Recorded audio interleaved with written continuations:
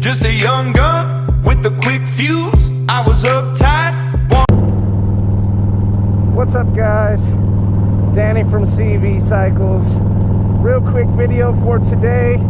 Topic is, why is Harley Davidson losing business to Indian and other companies?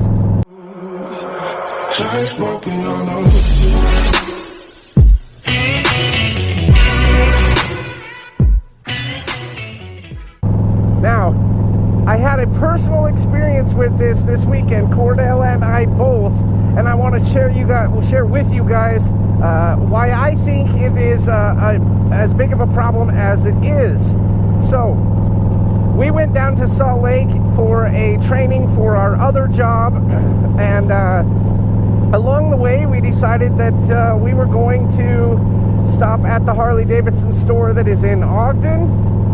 And that's the sister shop to the one that we have here currently in Logan. And we were going to stop in Salt Lake, and we also wanted to go to the Indian dealership. Now, the dealership in Salt Lake used to be Harley Davidson in one building, Indian in another building, same parking lot, everything like that. So you could ride them, side by side. That has since changed, and Indian has moved down the road and teamed up with a different dealership. So anyways, we go to Ogden, and we walk in, and there's 30 people in that store working. I mean, it's a big store. And one dude that works there, he comes up and talks to us for a minute. He does not ever ask us if we needed help. Not one time. He asked us, we talked about Harleys, we talked about what we liked on the new bikes. He told us his story about how he got into working at Harley, blah, blah, blah, blah, blah. A whole big story. But none of the salesmen ever came up to us until this girl that was working in the clothing department came up and was the salesman for us. And when we said, what does it take to ride one of these new bikes?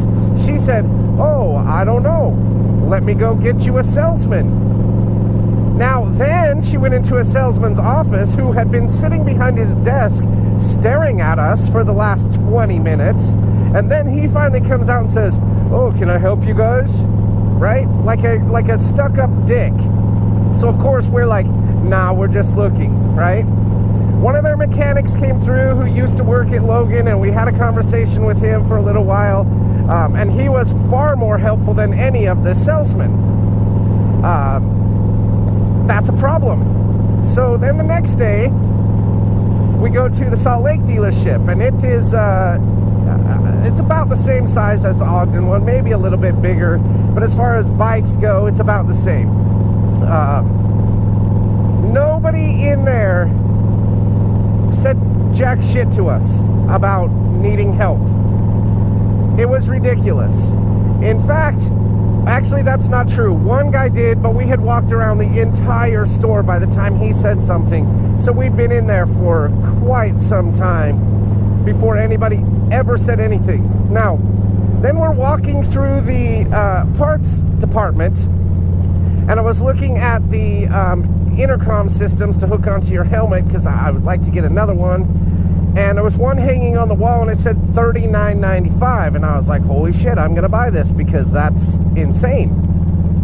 So I take it up to the cash register, and I ask the lady, I'm like, will you tell me what this rings up at? And she just looks at me kind of snooty and rings it up, and she's like, your total will be $202, blah, blah, blah, blah, blah. And the other one's hanging on the wall. Now, this is not her problem. The other one's hanging on the wall said $189.99 for the exact same thing. That's why when I saw the $39.99, I was like, yep, I'm buying it. If that's legit, I'm going to buy it. So, of course, it wasn't. It was just mispriced. And so I said to her, I'm like, okay, well, I don't want it then. Will you take this sticker off so you don't have the same problem over and over and over again? And she says, yeah, sure. Thank you for bringing it up, right? She was super friendly. Well, the other lady that was working in that area comes over and she goes, what's wrong with it? Right? In a super, super snooty tone and everything like that. And the girl says, oh, it's the wrong price. And she says, no, it's not. It's $399. And she starts going off. And the girl's like, no, it's not. It's $189. right? She had just rung the damn thing up. But the other girl, she was like the manager, and she's like, you just leave it there. Well, the girl was already taking it off, which was the right thing to do.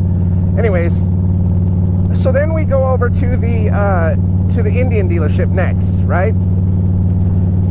As soon as we walk in, seriously, we're like 6 feet inside the dealership, and a salesman comes walking up. How are you guys? Anything I can help you look at?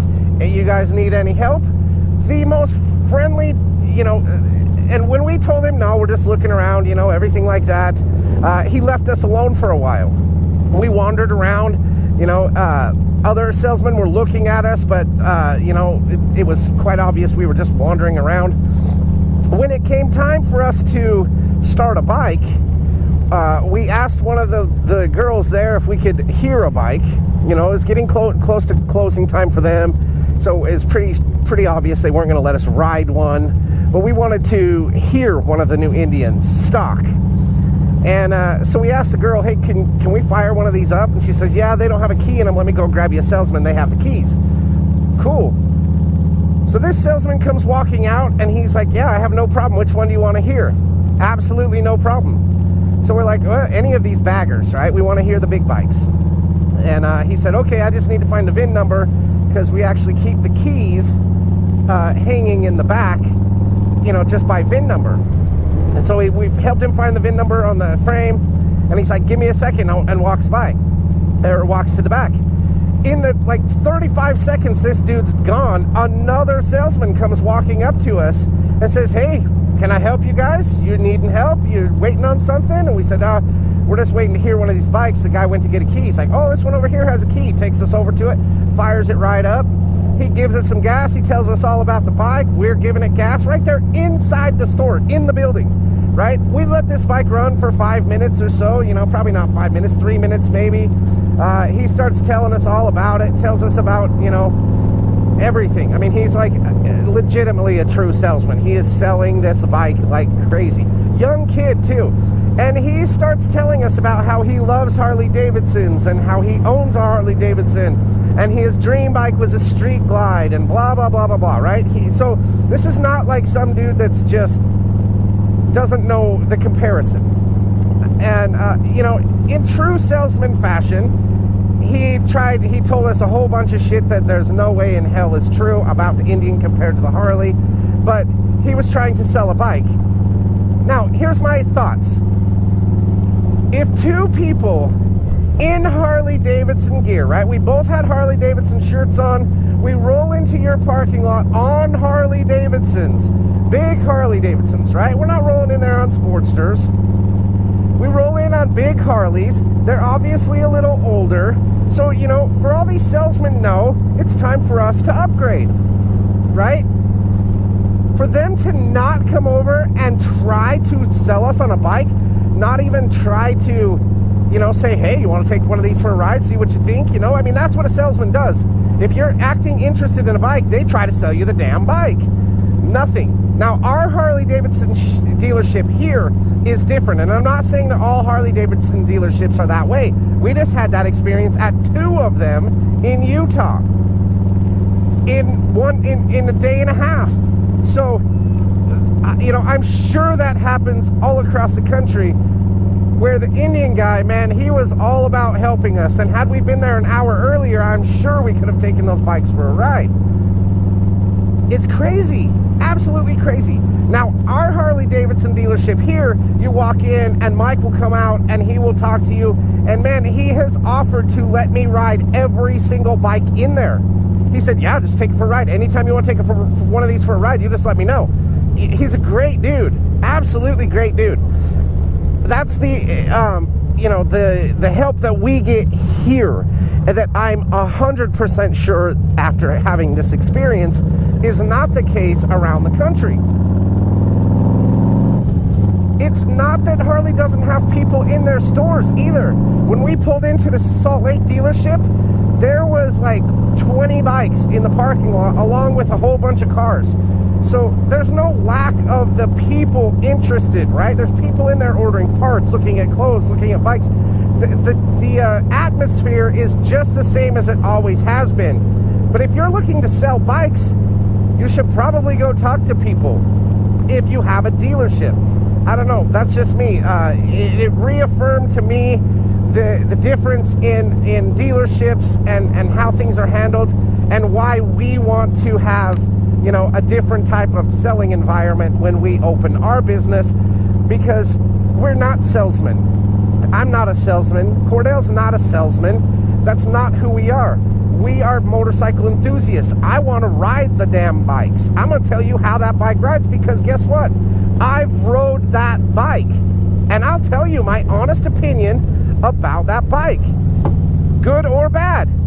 So, you know, it is what it is, and I think that that's the huge difference, and Harley Davidson really needs to figure that out, because these are the people that are going to make your company survive the next 50 years, is the people you're going to try to sell a bike to. So, I don't know if, like I said, it's not a problem all over the place, but that's my experience, and, you know, that's why Indian's outselling, that's why Honda's outselling, that's why everybody is selling bikes and not complaining as much as Harley Davidson, because their customer service at the front end of it is leaps and bounds above what I experienced with Harley Davidson. So, anyways, that's my thoughts on it.